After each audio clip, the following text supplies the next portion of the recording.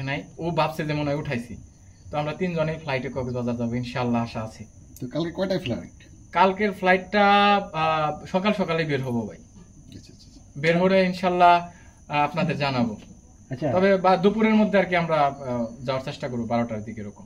Online জগতে যেহেতু আছে সবই আপডেট পাবেন ইনশাআল্লাহ। আচ্ছা ভাবির মন খারাপ কেন, একটু জোরে বলেন। এখন খাওয়া দাওয়া হয় নাই? হ্যাঁ, বাইরে গেছিলাম এই যে নুপুর কিনতে, নুপুর কিনে দিল তাই গেলাম বাইরে। ইমানদারি কথা, আমি যখন থেকে অনলাইনে কাজ করি ভাই অনেক টাকা কামাইছি, ইনকাম করছি, প্রচুর ভিউ হয়েছে ভাই। কন্ট্রোভার্সি ভাই এগুলোর মধ্যে আমি যেতে চাই না। আল্লাহর রহমতে প্রতি মাসে আমার প্রতিদিন ভিডিও রেগুলার ভাই ভাইরাল হচ্ছে।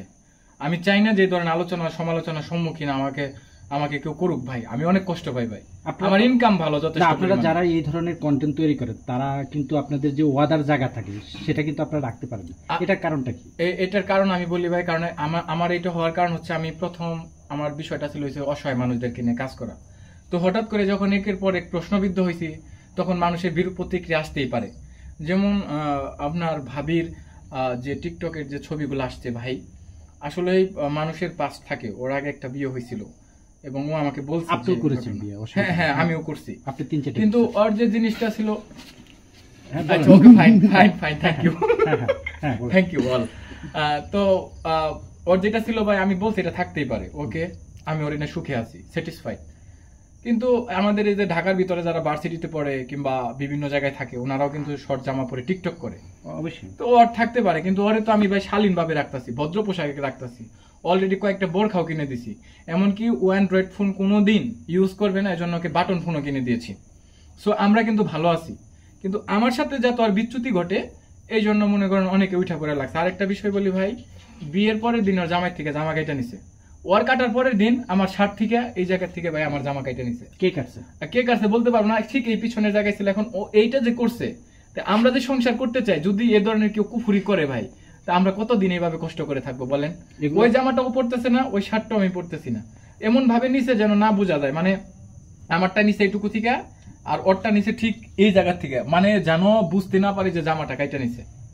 তো এটা তো আমার বাড়ির লোক নাই, হয়তো এখান থেকে কেউ কাইটা নিয়ে ওইটা ফরওয়ার্ড করছে, যাতে করে আমরা কি বলে সংসারটা টিকিয়ে না রাখতে পারি। আচ্ছা, ফরওয়ার্ড করছে, এটা কোথায় ফরওয়ার্ড করছে? মানে ফরওয়ার্ড করছে সন্ধ্যের তালিকায় কিছুদিন আগে, উনি ছাড়া তার কেউ নাই। কিছুদিন বলেন উনি আমি ভাই ওইসব নাম বলতে চাই না, এই নাম নিয়ে ওর মনে যত কষ্ট প্রবলেম।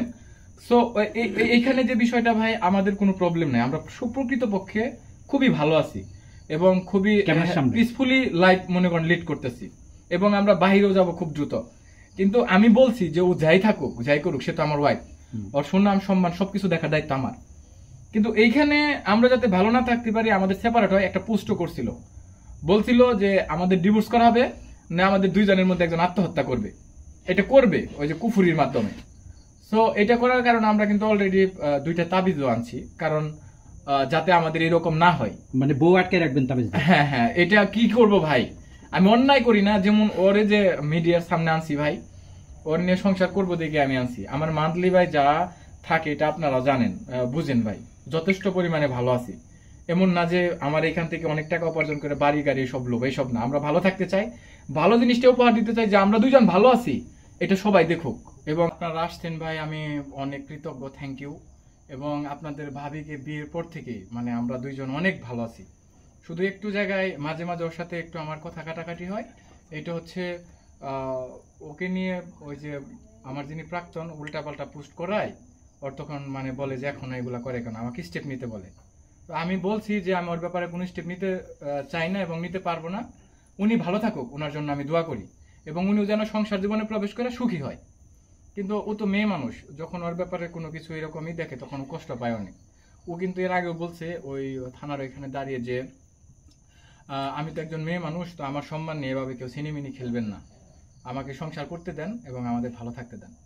কিছুক্ষণ আগে ও আমাকে একটা স্পেশাল গিফট করছে, আসলে আমি এটা কি বলে জানি না যে ও আমাকে দেবে। আর আগামীকাল মিহালের মাদ্রাসার, বলো না কয়দিন ছুটি নিছে? 5 দিন। বলো, বলেন বলেন। 5 দিন ছুটি নিয়েছে, 5 দিন। হঠাৎ করে এই সময় কেন ছুটি নিলেন? ওই কক্সবাজারে যাব তাই ঘুরতে। আমাদের আপনাদের কি হানিমুনটা কি কক্সবাজারে হবে? আমরা আসলে এখন পর্যন্ত এই কয়দিন বাড়িতে ছিলাম, বাইরে যাওয়া ওইরকম হয় নাই দূরে, কিন্তু এমনি ঘুরছি। তো কালকে মিহালের মাদ্রাসায় 5 দিনের ছুটি নিচ্ছি, আগামীকাল ভাবছি যে মিহাল বিমান